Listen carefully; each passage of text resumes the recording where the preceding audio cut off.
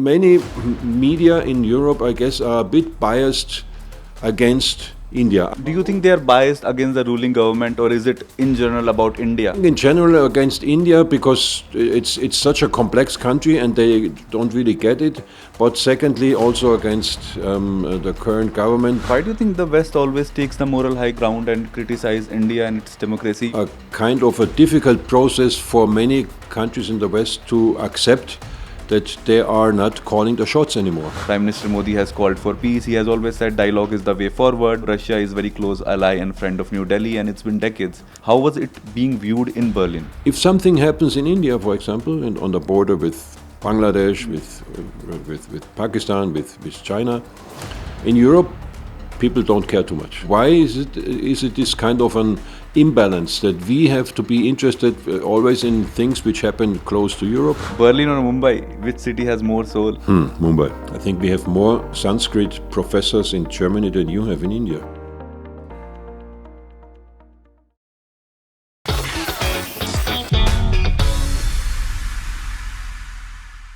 Hello and welcome to ANI Interviews. My name is Naman Yadav. From backpacking across India in 1977 to becoming the German ambassador of India in 2019 to writing a book on India in 2024, I have with me Mr. Walter J. Lindner, who has truly seen all. What the West should learn from India, viewers, I must say, is an easy and quick read, and I must recommend all of you to buy it and read it. I mean, I have seen a couple of your interviews. You have spoken about it, like how your friends, family members, loved ones, and your colleagues in this industry, diplomat industry, asked you to write about your experiences in India, and then you wrote about it in this book. But was there any sort of trigger point also where you thought that this is not India that people perceive in the West? There were so many people who told me, well, write something because your experiences in the country were different because you know it since the country since 50 years when you came as a hippie and a backpacker. So it might be interesting to see the whole time span covered. But yes, it is true. More than once I had the thought during my time here to write something which gives the German audience a kind of an, how would you say, a kind of an objective view on the country. Because many times when I did interviews with German media or European media, from the outset it was negative. The first question was already, isn't this country driving towards a dictatorship? Isn't Modi misusing his position to oppress religious minorities? Isn't the country characterized by total poverty? You know, all these negative things were at the outset. And I told them, you know, why don't you come with or ask with an open mindset and be objective? And then if you're objective, and then of course there are no country is perfect, no democracy is perfect, not the Indian one, not the American one, not the German one. And then if there are points to criticize or to do, then we can do that, but we do it in a spirit of friendship with our Indian friends and behind closed doors and not with a megaphone. So you go there and mention the things which you think might be worth mentioning, but you don't do it with a pointed index finger or a moral position which thinks we in the West are better or something. No. So many media in Europe, I guess, are a bit biased against India. I don't know where this comes from reports. I think it. Do you think they are biased against the ruling government, or is it in general about India? I think in general against India because it's such a complex country and they don't really get it. But secondly, also against the current government. For my taste, it was too much missing an objective point of view. And I was ambassador for 4 years, you know, and I noticed it. And even when I presented my book last year, I had a lot of interviews with German media, and still it was like, well, there will be elections. Will the elections will be fair? Isn't this a good opportunity for the current government to manipulate or whatever? And I said, no, this is a government which. India is a country which has incredible experience in elections, and they did a perfect election, and no complaint was filed after the election. So I always try to objectivize the people, and I think it comes from not understanding the country, or the country is too complex because it has so many contradictions. You have poverty and you have luxury. You have you send people to the moon and with rockets, and then you have plugs which the country on the countryside which are using tools for 300 years ago. So you have a lot of contradictive things. But this is due to an incredible, huge country with a lot of challenges. You have all the religions here, you have the federative state here, and you have a past which is a difficult past, which is a colonial past, which, not made it easier for you. And all the things you have to have in mind before you come to India and before you start criticizing. Having spent years in India, you first came to India in 1977, it's 2025, and you were a German ambassador. If you have to explain India to someone who really doesn't know anything about India, India's trajectory, growth, how would you describe India to someone who really has no idea about India? It's true that the population growth is enormous, and it's the biggest country in the world population-wise, and it will be growing and outnumbering China, I guess, by millions in very short time. Now, when I was here the first time, India has had half of the population, about 600 million, 700 million or so, back in 77. So within that span of 50 years, it has doubled. And of course, you can see it out there. It's even more crowded than it was 50 years ago. But then on the other hand, a country like India, which has 7,000 years of history, doesn't change too much. With this, in comparison to the history you got, a span of 50 years doesn't make much difference. Of course, you have now all the modern cars. You don't see elephants and camels on the streets anymore, which you did 50 years ago. And then you have the skyscrapers in Mumbai, and you have Pune, and you have Bangalore, and all these high-tech places. Of course, and Gurgaon, and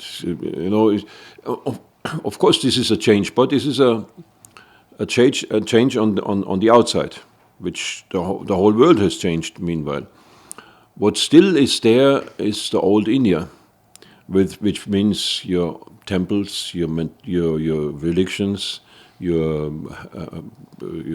pujas, all this, which comes along with this thousands of years of history. So this you can change much. Go to Varanasi, and what is 50 years? What is 100 years for Varanasi? Nothing. So they will be here in when we are all gone, and they have been here since 7,000 years. So there is still the old India, the traditional India, which you might expect, but there is of course a very modern India, which is among the top nations in the world, technology-wise, development-wise, integrated in global economy. So this is both is there at the same time. And as they say, India is a place where you have at the same time several centuries present and also many countries present. It's all in the same time in India. So that makes it so complex, and that's why maybe some journalists who are reporting or should report about Indian actual situations are not really getting the whole picture, because they take one special aspect and then put this out of proportion and think this is India. But India is much more than that. Why do you think the West always takes the moral high ground and criticize India and its democracy? You have mentioned in the book, India's democracy is very robust and there were free and fair elections, Lok Sabha elections you were mentioning too. Why do you think that West always takes on India's democracy and criticize its policy? I think if you look back for the last 100 years or so, then most of the fate of the planet was shaped by European countries. Most of the European countries were colonial powers. Sorry to cut you short. Do you think West is not able to digest India's growth? I wouldn't say that. I think it's the the slowness of Western countries to accept that there is more in the world than just the West. It is a kind of a difficult process for many countries in the West to accept that they are not calling the shots anymore. 80% of the world population is non-Western. 20% is Western. So when the First World War was started in Europe in the West, the Second World War was started in Europe of the West. The UN was built around the situation of 45, and then many global institutions, UN institutions, other institutions, were in their first years dominated by Western countries. The EU-centeredness is, I guess, one of the reasons they are slow in accepting that there is something going on in the rest of the world. It's of course it's not black and white now. There are a lot of politicians in Europe which have changed and which now take into account that there are the other continents and they are very important. But it's still deep down a kind of I wouldn't say a moral high ground. Sometimes it is a moral high ground when they arrive somewhere and think, well, we have the Greek democracy, we have the French Revolution, the Western values are the values of the world.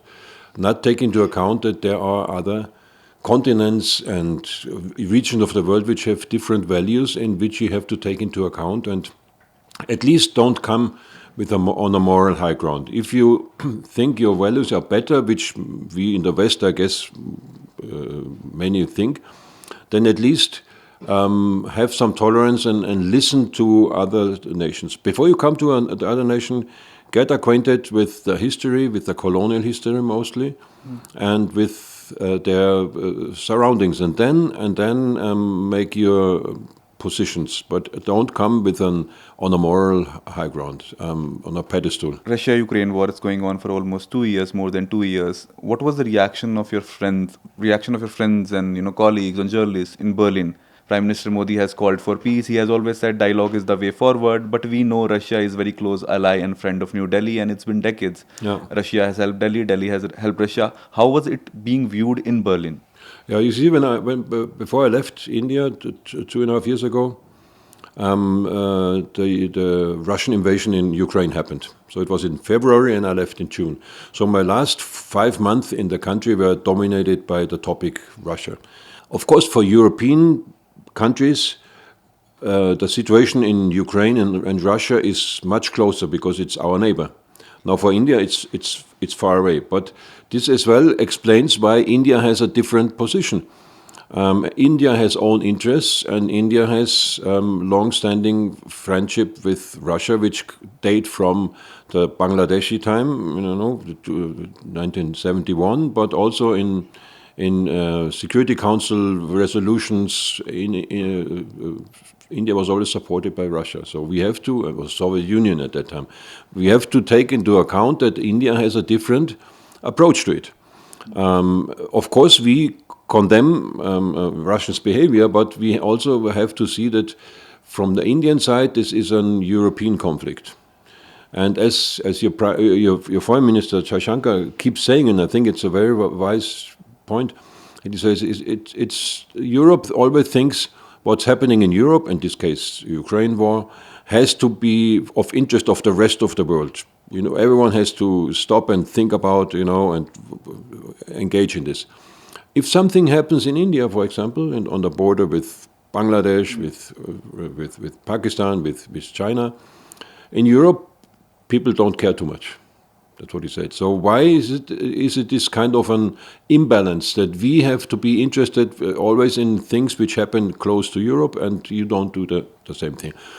On the Russian point, I think it's one of the big advantages of India that it is, I wouldn't say equidistant, but I would say it has always maintained through its wise foreign policy, and this foreign policy was not only doing the BJP, it was also before that Indira Gandhi, which kept India out of military alliances and kept it as an as a power of moderation and of bridge builders between the East and the West and the North and the South. And now if you see the consequences, if you see the last 10, 15 years under Modi Ji's government, India has good relationship to Russia, to Putin, and to the Ukraine, to Zelensky.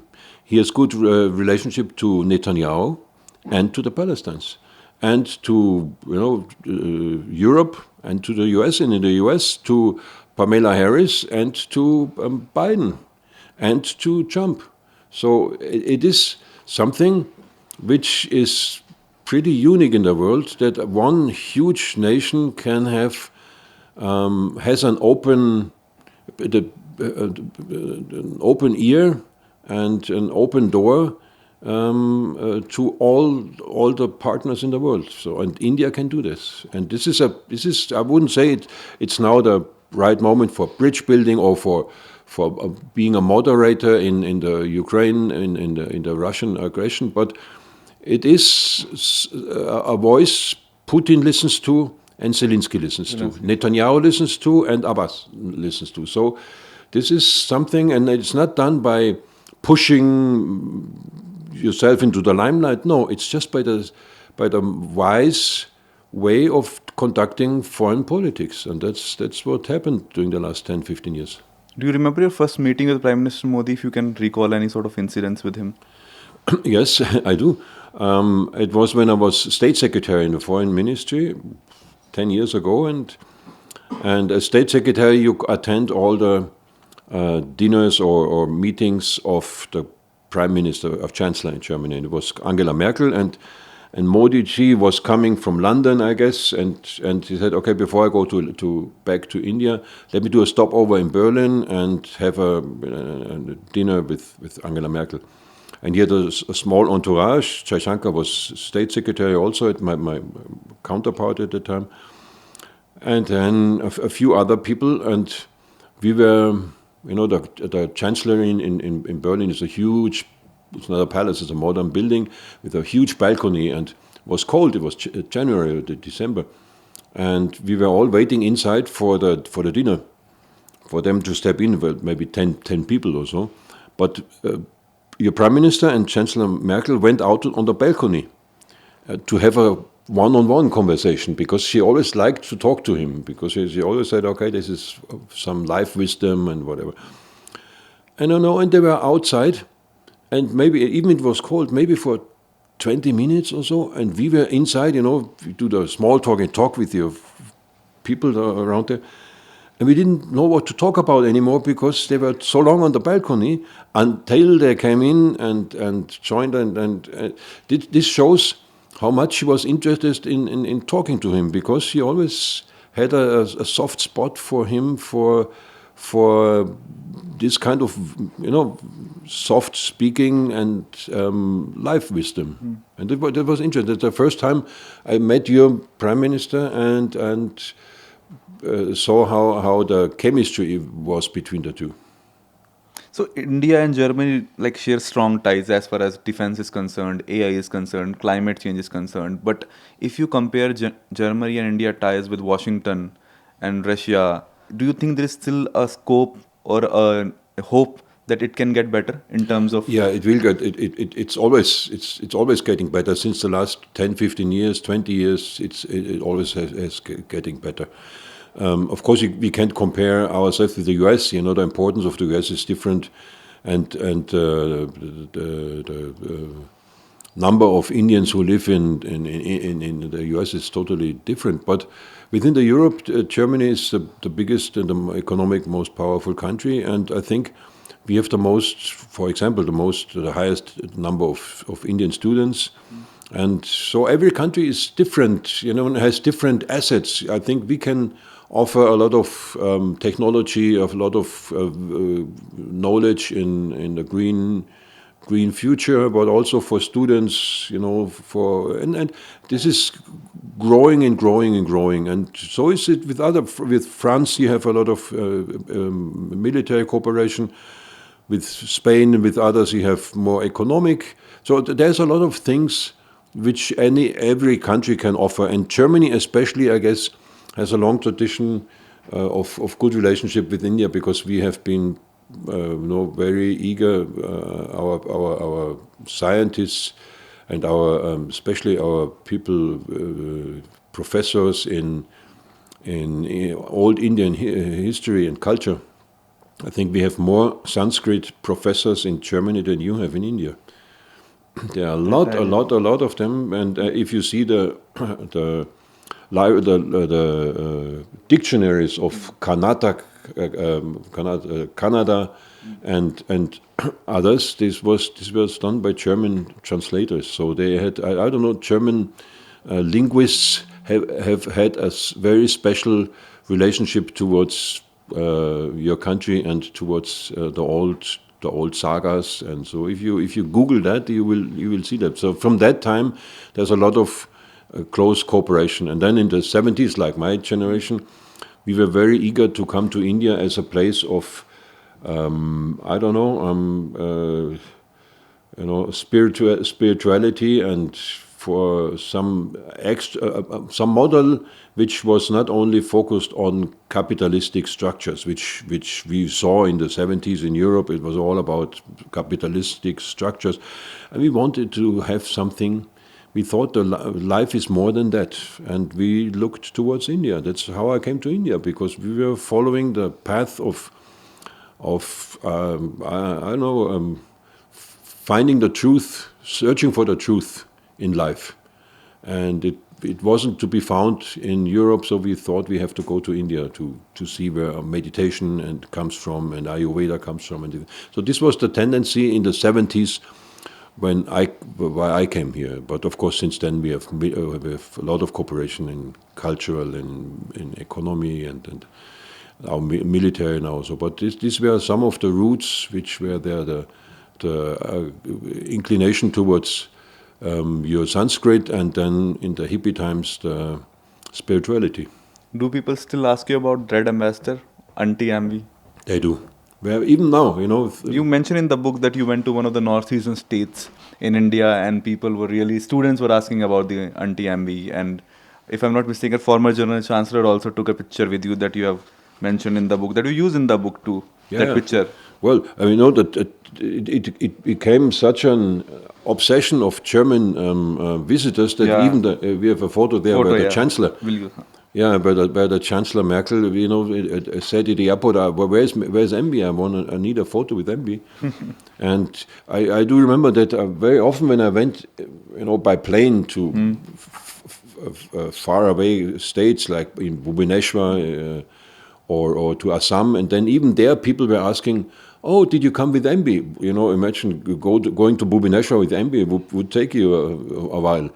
So of course I wasn't coming with the car, but even in these states, people were aware of the car, and it was after a while. It was I used it as an official car, and after a while it was not really my car anymore. It was the Delhi Wala's car. Wherever I drove in Delhi, people saw the car and they recognized it. And when I went to any event, people could see whether the German ambassador is there or not, because if Ambi is there, I'm there.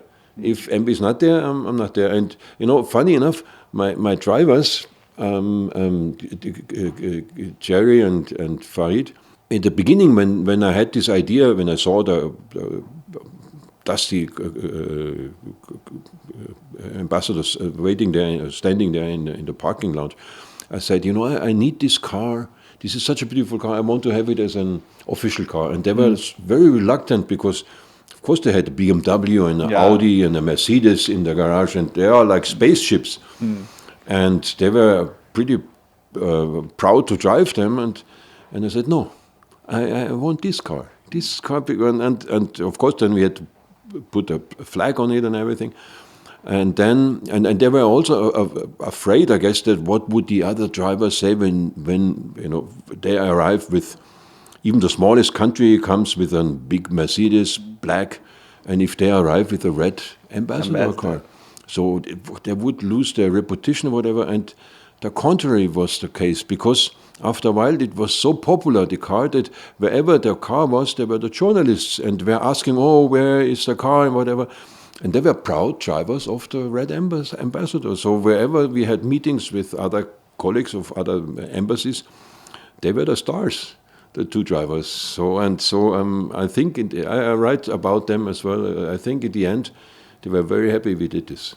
Quick rapid fire questions that I would like to ask you. You have to really jump on it and answer it within 10 seconds. The best Indian dish you have tried? Kulfi. Kulfi. Yes, in the Chandni Chowk. In Chandni Chowk. Favorite place in India? Tirupati. Tirupati Balaji. Berlin or Mumbai? Which city has more soul? Mumbai. Mumbai. One Indian word you really like and love? Jugaad. Jugaad. Yeah, you mentioned about it in the book when you went to Kerala, Trivandrum. Yes, you improvise. Yes, makes you Any strong. sort of abusive Hindi word that you might have picked up here and there that you cannot say here? If I would have heard it, I wouldn't have picked it up. A Bollywood movie you thoroughly enjoyed and loved? Slumdog Millionaire. Slumdog Millionaire. What's more fun, diplomacy or music? Music. Most memorable moment as the German ambassador to India? I think when we had a National Day celebration and there was COVID and we couldn't do anything, we made a remake of a song by the Scorpions. And this was done by Indian musicians and myself, and we brought it out. It was on Ani as well, and it hit the roof, and it was really a beautiful song. One stereotype that Indians have about Germans and Germans have about Indians, which is not true. Well, wherever there is smoke, there is some fire. So the Indian prejudices against Germans might be maybe we are sticking to rules terribly. And it's not totally true, but there's some truth. And when we think about Indians, then we think 5 Indians, 10 opinions. You're very articulated, and you have opinions on everything. Ask the taxi driver; he has an opinion about 10 different things immediately. So, which is not always true, but there is the truth, and I like it. How do you avoid answering tough questions as a diplomat? One way to avoid, if you don't want to answer it, how do you? No, I don't avoid it. Because I have been spokesman and I've been speaker of the foreign ministry for a very long time. You know your way around. I mean, if you would ask me something very nasty, it's like you ask me A, and I answer B. And you ask again A and say, this is B was not A, and I would say B again. So you would talk each on different levels, but I will not do it because I always hated it when a diplomat spoke diplomatic language. I was always outspoken, maybe not always to the fun of my foreign ministers, but I did it, and I think it's authentic. If you lose authenticity, nobody believes you. One thing that India has taught you that you feel that you would like to cherish for the entire life? Calmness and seeing the big picture. At the end, I just want to ask you about spirituality and yoga. Do you think India has harnessed all the power that spirituality and yoga has? Because we gave spirituality and sort of yoga to the world. We introduced the world to yoga. Do you think India can use it as one of the soft powers, and we can, for example, if China had yoga, we know what they could have done. If USA has introduced or discovered yoga, they would have used it as soft power. I think one of the good things of India is that they use everything as soft power, which is not even soft power, but it's just there. You don't have to use it as a power. And I would say, even China and other countries, they do have their way of spirituality, and maybe not the government or something, but the people out there. You find in the villages a lot of people in Japan and in Brazil and wherever in the world. So it's not only that there is only one cultural way, which is yoga and Ayurveda and the things, but it is very, very popular everywhere, and it is a very good key and a very good identification point for India. If you mention yoga, everyone would say India. So you don't have to make a lot of PR of it because yoga day or whatever, because everyone knows this comes from India. And this is representative for India and will always be for me. India is yoga and is spirituality, and this is what sets you apart. Thank you, Ambassador. I really loved the book, enjoyed it thoroughly, and I wish really West should learn something from India. Thank you for speaking Thank to you everyone. very much.